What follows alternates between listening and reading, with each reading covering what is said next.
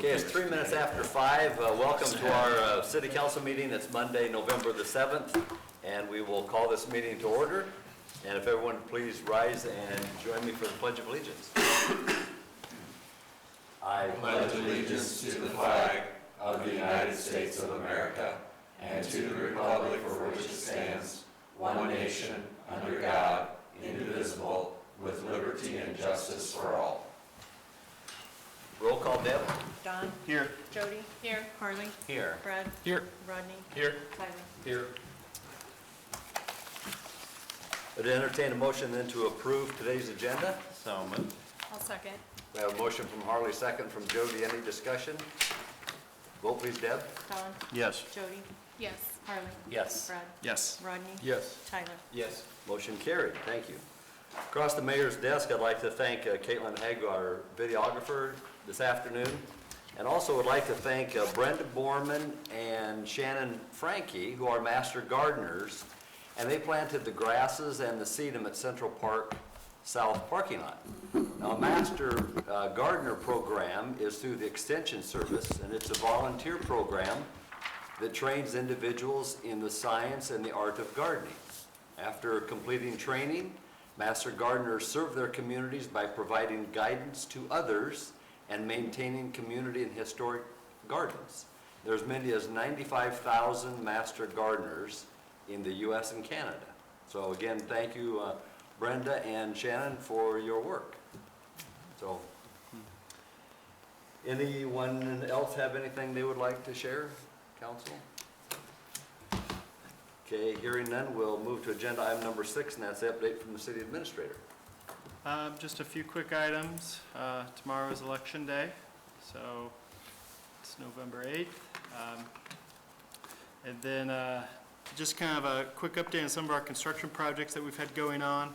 The Collimore Street parking lot, that opened up last Friday. There's still a little bit of painting to do with the electric vehicle and the handicap parking, those being different paint colors. But that's open and more or less substantially complete. On the mill and overlay project, we've been having conversations last week and today with the contractor and kind of the outstanding items on some of the signage as well as the striping, and make sure that gets done in accordance with the specifications in terms of temperatures, especially in our busiest areas, that gets painted here yet this fall. If we do run into issues. The Phillips Street, those 5 blocks are still under construction. The east-west detour through Elm Street, that is back open. Right now the crews are working on finishing off the intersections, and they were in town here pouring concrete today, and will be through the rest of the week, weather pending. And then after the intersection tie-ins, they'll move to the driveways and the sidewalks. And then Central Park has really started to take form here the last couple days, and they started pouring concrete on that as well. And both on Phillips and today on Central Park, we've reviewed all the concrete specifications, temperatures, things like that, when we need to insulate, for how long, what ground temperatures need to be. So as we start to go into this cold snap, that we can get as much work done, up till then. And then once we're in that phase, that any work that is done in accordance with the specifications, and we're not making any compromises there. So we'll probably see a lot of heavy insulation blankets and things like that going on here. But the skate park project, again, weather pending, they should wrap up all the concrete work by early next week. Very good. Be nice to see that project completed also. Yep. Okay, agenda item number 7, this is citizens' opportunity to address the council with any items that are not on the agenda. Don't see anyone here present tonight that would like to speak. So we'll move to agenda item number 8, and that's the consent agenda. That includes approving the minutes from our October 17th work session and regular city council meeting, approve the bills to be paid this cycle, approve a Class C liquor license for America Inn, approve a Class C native wine permit for the Trainwreck Winery, approve a special Class C liquor license for IHOP, and approve Jacob's administrator's report. Move to approve. Second. We have a motion from Harley, a second from Don. Any discussion? Hearing none, vote please, Deb. Don, Yes. Jody. Yes. Harley. Yes. Brad, Yes. Rodney, Yes. Tyler. Yes. Motion carried. Thank you. Agenda item number 9 deals with the EMS scheduling policy. This is an item that we tabled at the last meeting, and going to recommend tabling again this meeting, so we should definitely be done by the next meeting, but just with my schedule and Phil Albert's schedule, especially here busy in October, there's still a few items we want to get tidied up before we bring it for formal approval. Okay, so I believe I need a motion, then entertain a motion to table this. Well, it's still tabled, isn't it? Don't you just leave it? Do we need to just leave it then? Okay, Just don't act. okay. All right, so we'll move to agenda item number 10, and that's under new business, and this is the acknowledgement of the receipt of the independent auditor's report. So Aaron Olson of TP Anderson was at the work session earlier to provide copies and go over the city's audit for fiscal year 2021-2022. Iowa law requires that all cities with a population of 2,000 or greater be audited annually. So this would be just a motion acknowledging receipt of the auditor's report and its findings for fiscal year '22. Motion to acknowledge receipt of the audit. Second. Had a motion from Rodney, second from Tyler. Any discussion? Vote please, Deb. Don, Yes. Jody. Yes. Harley. Yes. Brad, Yes. Rodney. Yes. Tyler. Yes. Motion carried. Agenda item number 11 it's regarding a regulation of the electric vehicle charging stations on public property, and this is the third reading. Yes, this adds a new chapter to our code, chapter 10.46, regarding regulating electric vehicle or EV charging stations on city property. As part of the Call Moore Street parking lot project, AMU did install 2 electric vehicle charging stations there, and that's installed and up and running. So this just provides for the designation of those spaces, authorizes AMU to determine the fee for charging, and then provisions for if someone's parking there illegally for addressing that. Just a question. We all know that handicap spots are painted a certain color. Are these going to be designated in some special way like that? Yes, these will be painted green. Green. Yep. And then, yeah, they'll also have signs marked electric vehicle parking. Okay.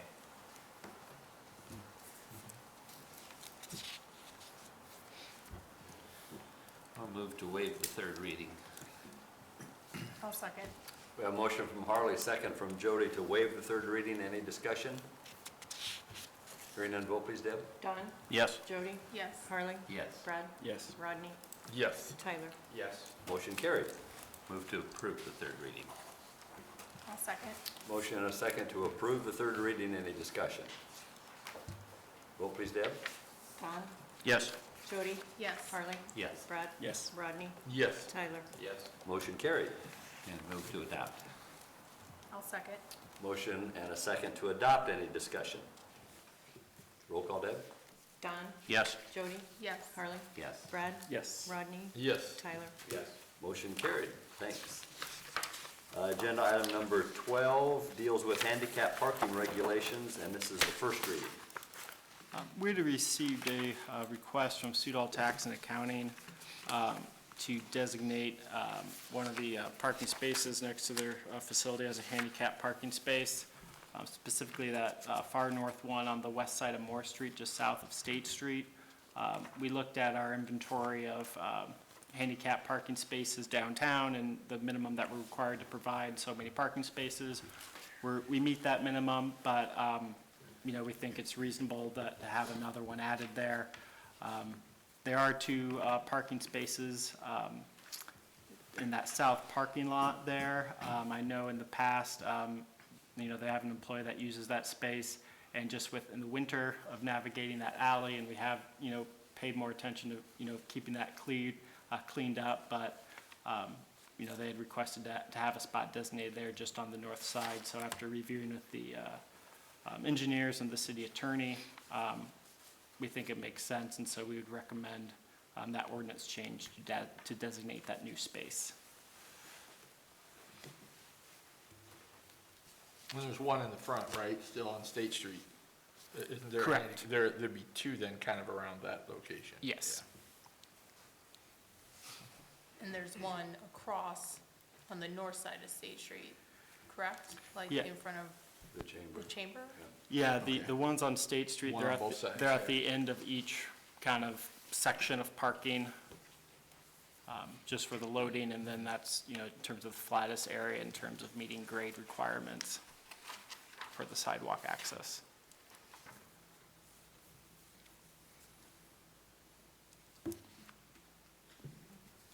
Seems all right. I mean, city, I'd make a motion to waive the first reading.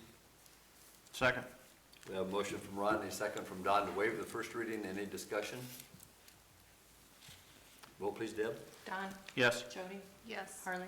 Yes. Brad? Yes. Rodney? Yes. Tyler? Yes. Motion carried to waive the first reading. And motion to approve the first reading. Second. A motion from Rodney, a second from Don to approve the first reading. Any discussion? Roll call, Deb. Don? Yes. Jody? Yes. Harley? Yes. Brad? Yes. Rodney? Yes. Tyler? Yes. Motion carried. Agenda item number 13 is concerning the Community Development Block Grant Owner-Occupied Housing Program. This is the third out of 6 houses that we'll be awarding contracts for. We did 3 this fall. There will be 3 again next spring or summer that we'll be awarding bids. This is at 206 South Thorrington in the amount of $14,880. The rehab portion of that is only $9,425. Reading through the work to be done, there's going to be some new basement windows, new windows on the main floor, and a chimney that needs some shoring up. Otherwise, there's not going to be a lot of other work done there. They do have $5,055 reserved for lead hazard if they find any lead that they need to remediate. I was trying to find my information on the CDBG program. So is there one program for like owner occupied and then like the next one that's coming up? Right. There's one for like tenant occupied or? Upper story housing Upper is what story. the other one is, and those are COVID dollars Okay, that they receive from the federal government. okay. Yes, we have 2 active CDBG grants. This one, which is the owner-occupied rehab, which is your 6 homes up to $24,999 per house. And then the next one is the CDBG upper story housing conversion, which is for developers to build apartment units in the upper stories. Okay.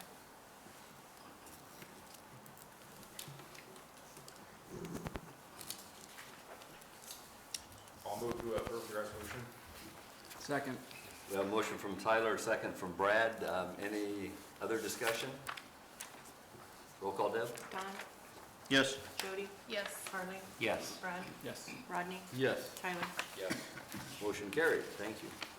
Agenda item number 14, this is a resolution concerning the upper story housing. We had a bid opening, I don't remember the date, last week, the week before last, for TAFE Properties. They were awarded the CDBG CV for COVID upper story housing grant. The bids came in at quite the range, $492,000 up to $930,000. Bergman and Cram is recommending that we award the bid of $492,000 to Munn Enterprises out of Clear Lake, because they were the lowest responsive bidder. It's a big difference. So everything was in the bids according to, Yeah, they went Everybody- through the okay. bid packet, everything was bid correctly. I think it's just a matter of contractors wanting Yeah. work, and I'll throw a bid in case we get Yeah. it, kind of thing. So do we have to I had- accept?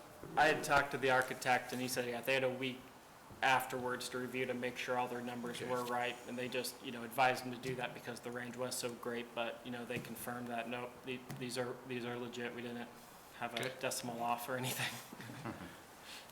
So like Munn Enterprises, Bob Becker Construction was close. Well, they were $100,000 off now that I look at it. Looked closer a little bit ago when I looked at it, but We have to accept the lowest responsive Okay. bid, that's Iowa bid Yeah. law. or reject them all. Okay. So in a scenario where if it would have been the person put the bid in, they say, my numbers were wrong, something like that, then we can't, well, no, we're gonna hold you to it, tough luck. It can move on to that responsive bidder. Or we can have proof that they're not responsible, they are not up to doing the task. And Okay. at this point, we don't have any proof of that, so. And so this will construct 2 upper-story apartments at 307 East State Street, right next to the theater there, which I understand is referred to as Old Veronica's building. So, Yes, it is. Motion to approve the resolution accepting the bid for Mund Construction. Second. A motion from Rodney, second from Brad. Any other discussion? Vote please, Deb. Don, Yes. Jody, Yes. Harley, Yes. Brad, Yes. Rodney, Yes. Tyler. Yes. Motion carried. Agenda item number 15 is to approve a pay application for the library renovation project. This is a pay application number 16 from Henkel Construction in the amount of $91,653.53. It is for materials and work on the exterior improvements completed in the month of October. You may have noticed they're probably busy with putting kind of the steel frame together that everything will attach to, so that project is on schedule. Supplies are coming in on time. So we should see that wrapped up here right around the end of the calendar year, hopefully. Good. Move to approve. Second. We have a motion from Brad, a second from Don to approve this pay application. Any discussion? Vote please, Deb. Don, Yes. Jody, Yes. Harley, Yes. Brad, Yes. Rodney, Yes. Tyler. Yes. Motion carried. Agenda item number 16 is to approve a pay application for the Central Park Skate Park project. This is a pay application from Spawn Ranch in the amount of $90,667.50. This represents 35% of the total contract price for the project. All the mass grading is complete. The forms, the concrete skeleton, the coping, that's all set. And then today they started pouring concrete, so weather pending. By early, mid-next week, all that concrete work should be done, and that area look a whole lot different. Good. Projects are coming to a close. Move to approve. Second. We have a motion from Tyler, Yep. second from Brad. Any discussion? Vote please, Deb. Don, Yes. Jody, Yes. Harley, Yes. Brad, Yes. Rodney, Yes. Tyler. Yes. Motion carried. Agenda item number 17 is to approve the fiscal year 21-22 annual financial report. The city's required annually to submit the financial report for the fiscal year ending June 30th by December 1st. It basically outlines the city's revenues and expenses. The city had a beginning balance of $19,545,914. Total expenses of $17,591,767. Revenues were $18,233,339, and our ending balance was $18,440,284. So this would allow me to submit that report to the state. Move to approve. I'll second. We have a motion from Harley, second from Jody. Any discussion?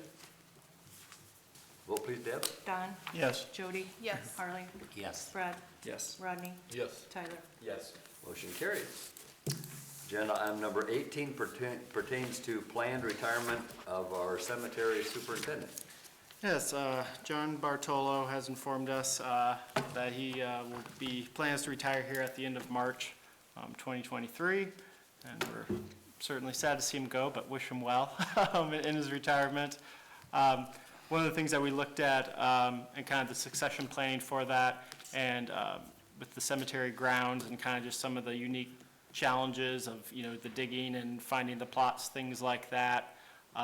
we thought it'd be good to, take advantage of, the planning on this to have a few months overlap with John, with the new superintendent. And since that would have fiscal impact, obviously, of having 2 persons employed at the same time, as well, we're bringing it to council to approve hiring that position in advance.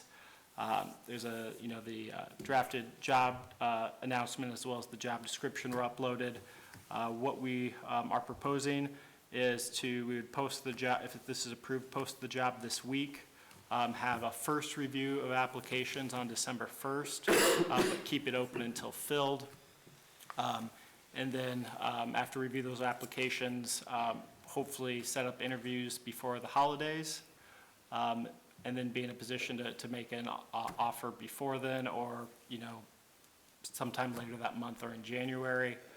So we could have that crossover, especially a lot of that finding graves and doing some of the work in the winter. Certainly would be nice to have a few months.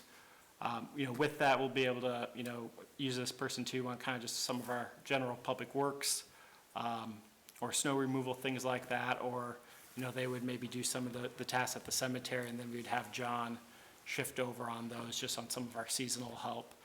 So with the timing of it being over winter and kind of the surge that we have in demand for public works crews, it also would, they won't necessarily, they're not going to be standing around watching.